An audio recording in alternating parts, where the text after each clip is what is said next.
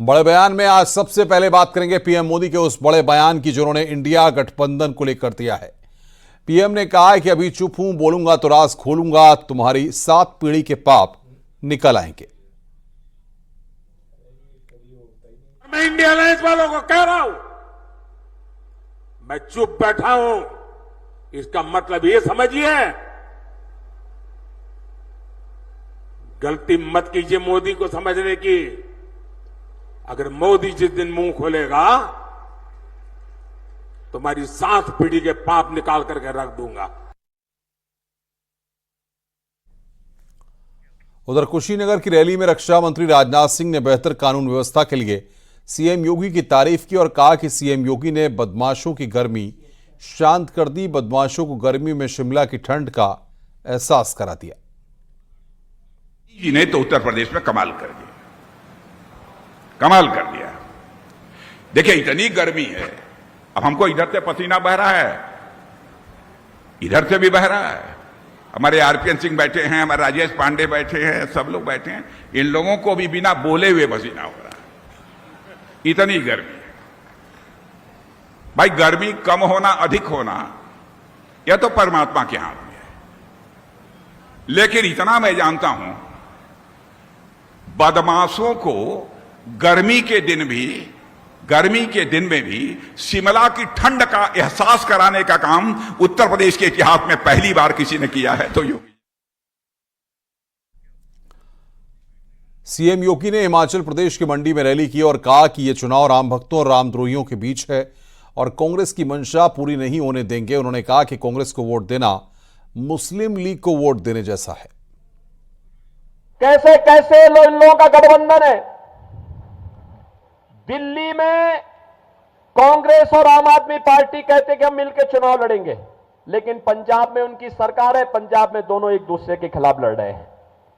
देश के अंदर टीएमसी और कांग्रेस कहती है कि हम मिलकर के चुनाव लड़ेंगे, लेकिन बंगाल में जहां टीएमसी की सरकार है वहां एक दूसरे को गाली दे रहे हैं। ऐसे ही हर राज्य में इनके हाल है। और इनका घोषणा पत्र, कांग्रेस का घोषणा पत्र तो ऐसे लगता है जैसे मुस्लिम लीग का घोषणा पत्र हो। वहीं महात्मा गांधी को लेकर चल रहे विवाद के बीच कांग्रेस अध्यक्ष मल्लिकार्जुन खड़गे का भी बयान सामने आया है। उन्होंने पीएम मोदी के बयान को लेकर तंज किया कि सारी दुनिया महात्मा गांधी को जानती है। प्रधानमंत्री मोदी जी ने सारी दुनिया को ये बताया कि उनको महात्मा गांधी के बारे में रिचर्ड एटनबर्ग की फिल्म देखने के बाद पता चला। मुझे हंसी आती है और अगर पढ़ते या पढ़े होंगे मेरे को मालूम नहीं, ये ऐसी बातें नहीं बोल सकते थे। सारी दुनिया जानती है महात्मा गांधी जी को। यूएनओ के सामने स्टैच्यूज है। जैसा महात्मा गांधी जी जो काम किए, जो कहे, उसके बारे में पता नहीं है, तो मैं समझता हूँ संविधान के बारे में भी उनको पता नहीं होगा। उधर डिप्टी सीएम केशव प्रसाद मौर्य ने भी एक बड़ा बयान दिया है। डिप्टी सीएम केशव मौर्य ने कहा कि यह चुनाव देश को 5 साल नहीं 100 साल आगे ले जाएगा। भारत के लिए मजबूत सरकार, विकसित भारत के लिए मजबूत सरकार, मजबूत प्रधानमंत्री माननीय नरेंद्र मोदी जी को तीसरी बार अपना आशीर्वाद दें, क्योंकि यह चुनाव देश को 5 साल नहीं 100 साल आगे ले जाएगा।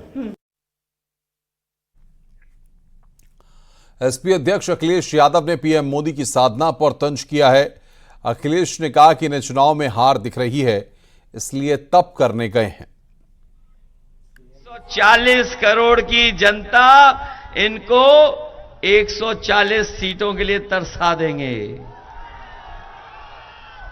और सुना है कि अब वो दूर कहीं चले गए हैं। सुना है परिणाम आने से पहले ही दूर चले गए हैं,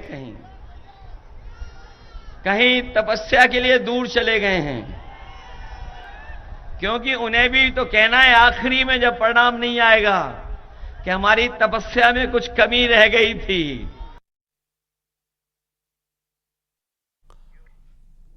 पीएम मोदी की साधना पर सियासी घमासान तेज हो गया। विपक्ष के विरोध पर आचार्य प्रमोद कृष्णम ने निशाना साधा। उन्होंने कहा कि जिनकी आस्था वेटिकन और विदेश में है वो आध्यात्म को समझ नहीं सकते। 24 का चुनाव है, ये एक धर्म युद्ध की तरह है। इसमें एक तरफ वो लोग हैं जो धर्म के साथ खड़े हैं, दूसरी तरफ वो लोग हैं जो धर्म को मिटाना चाहते हैं। आसुरी शक्तियों से लड़ने के लिए, आसुरी शक्तियों का विनाश करने के लिए एक आध्यात्मिक शक्ति की जरूरत होती है।